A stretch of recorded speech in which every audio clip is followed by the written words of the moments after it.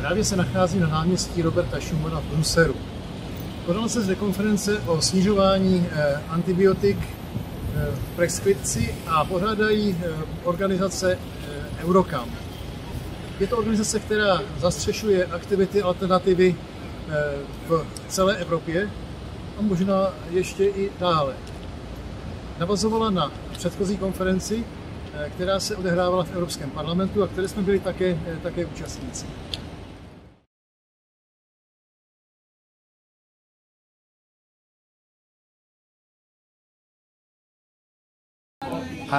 I'm working as a technical officer in WHO headquarters in the traditional medicine and integrative medicine unit. We have a very strong policy of advocating traditional medicine to member nations. In fact, WHO believes that traditional medicine is an integral part of the health systems, and to improve the health of the society, traditional medicines could also be used by different member states. In this direction, WHO has an international strategy, which is a strategy from 2014 to 2023. We are in the phase of that, and different phases of that. We are actually doing a mid-point survey of understanding of where we have reached in that strategy. And there has been good progress. The head of the department of the unit is Dr. Sang Chi, and he has been there for about 7-8 years, and he has been continuously working in this direction, and we are all helping him. And WHO, as a personal opinion, what I have understood is that WHO is strongly recommending that the member nations should look at the traditional medicine strategy and try to bring in as a national policy in their country. And we hope to help the member nations, or work with the member nations to adopt that policy into their country. That's right.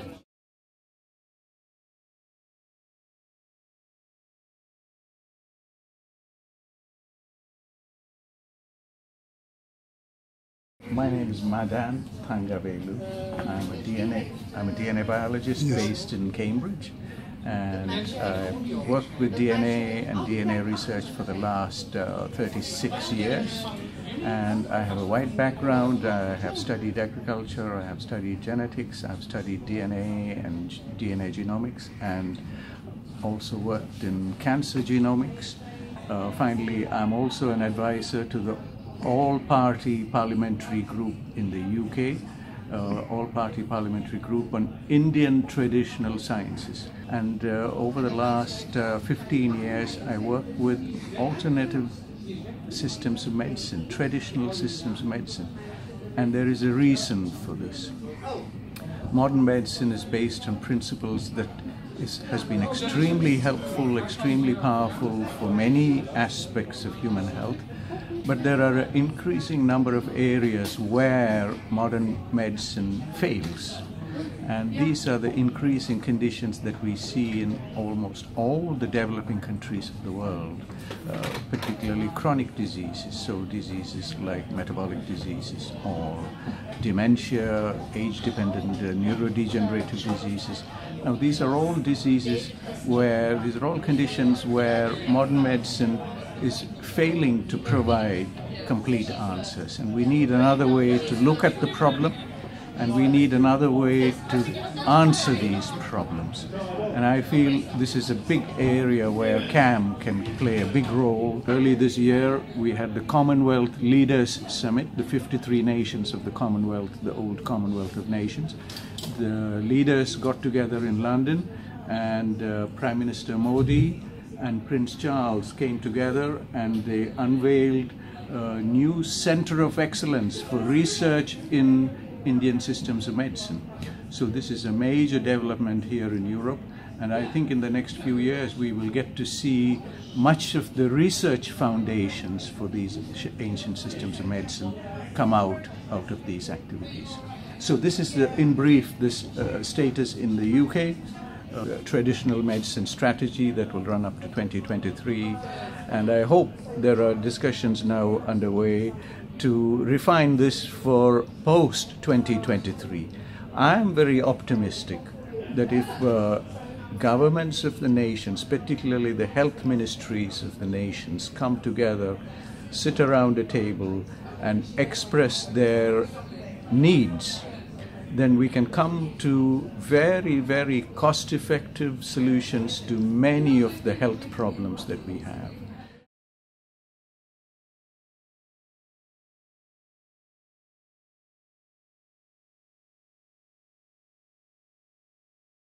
Yes, my name is Uwe Peters and I'm a biologist, and I'm working in the field of chem medicine for 25 years, and especially in the field of microbiology therapy. It's dealing with probiotics and the microbiome now, and this is one of the younger parts of complementary medicine. And I'm a member of the board of Practitioners Association for this therapy, and I'm a member of the board of the Association of Natural Medicine in Europe. Fantastic. So how would you describe the situation of complementary alternative medicine in your country, briefly? If we are looking to Germany, so we have a very comfortable situation compared with some other states in Europe. But if we compare it to other states like India now and to Turkey and China, they have much more impulse, much more impact to complementary medicine. We are losing at this time some of our pharmaceutical products. We are discussing traditional medicine in a way that there is a lack of evidence, but in my opinion we have no lack of evidence because we have the evidence of the people that use it over generations, and that is a very, very strong evidence of this therapy in my opinion. How do you see the future integration of CAM into national healthcare system, like maybe a wider one in the case of Germany, as WHO recommends? Yeah, as we see it in Germany, so it is integrated, and we have to stay united, all these different kinds of complementary medicine. We have to find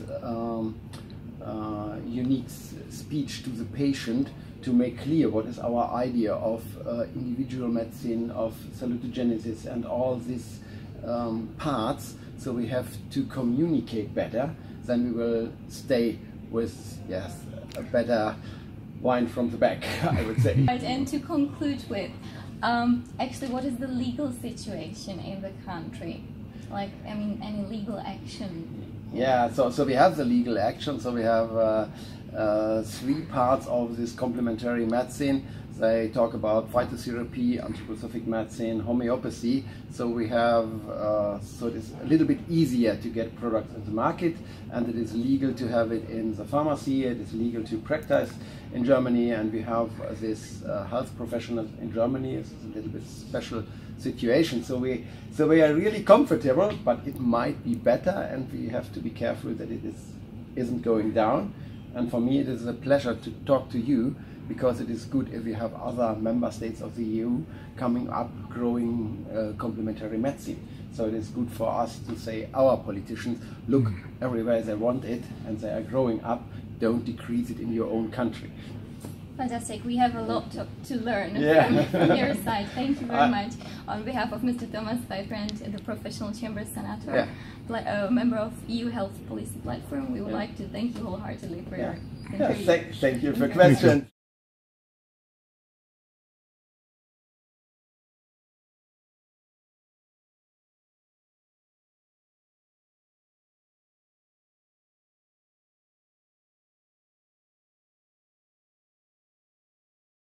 That complementary medicine can help the anti-cancer treatment, reducing the adverse effect of anti-cancer therapy, and they can be helpful for a cancer patient.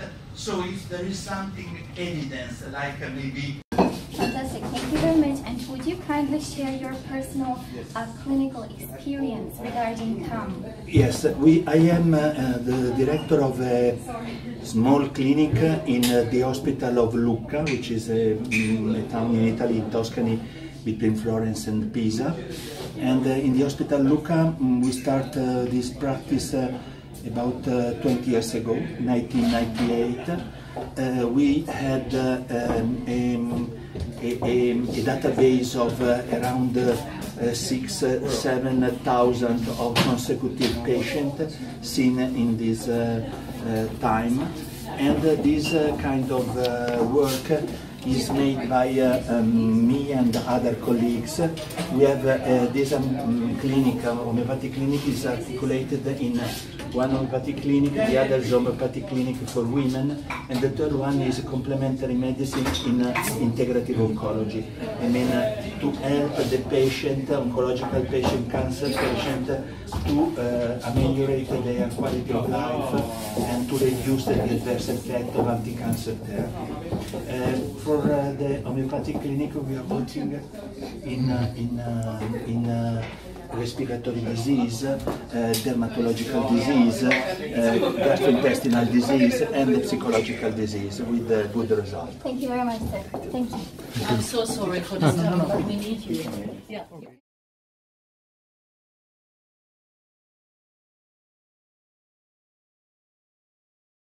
Hello, I'm Ton Nicolai. I'm a medical doctor and I'm spokesperson and coordinator of Eurocam. Eurocam is an European organization that represents the whole sector of complementary and alternative medicine, or CAM, in Europe, and it unites umbrella organizations of medical doctors, patients, veterinary surgeons, and other health practitioners like therapists who use complementary and alternative medicine, CAM. And our aim is to, well, we have different aims. One of our aims is to make the authorities of the European Union aware of the added value of CAM, of complementary and alternative medicine, especially when dealing with current health, public health issues like antimicrobial resistance, chronic diseases, soaring healthcare costs, healthy aging, well, these kinds of health policies. And another aim is that we are seeking, we try to achieve a situation where CAM is available, accessible and affordable for any European citizens who would like to make use of it. So we are organizing meetings in the European Parliament, for instance, with the help of supportive members of the European Parliament. We have meetings with representatives of the European Commission, for instance at the Directorate General Health, Directorate General Research, Agriculture, etc. And we respond from time to time to consultations by the European Commission on several health issues. You may know that the European Commission would like to have the opinion of stakeholders on chronic diseases, antimicrobial resistance, or whatever important issues, pharmaceuticals in the environment, etc. And so we always respond to make sure that the added value of complementary and alternative medicine is heard, that people at the level of the European Union know about it. There was a resolution by the World Health Assembly, which is the decision-making body of the WHO, several resolutions that urge the countries all over the world to integrate complementary and traditional medicine into the existing healthcare systems. So, and these resolutions were adopted unanimously. So every single country that took part in these World Health Assemblies agreed that complementary and alternative medicine and traditional medicine should be integrated into the healthcare systems.